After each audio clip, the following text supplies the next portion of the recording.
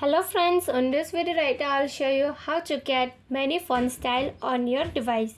So friends, before we continue this video, do not forget to like the video and subscribe the channel. Okay, so let's start the video. At first you have to move on setting.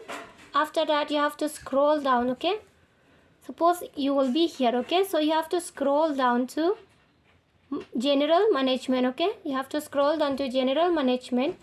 After that again you have to scroll down to font size and style. Okay, just scroll it. Then here you will find the font style. Okay, so you have to click on font style.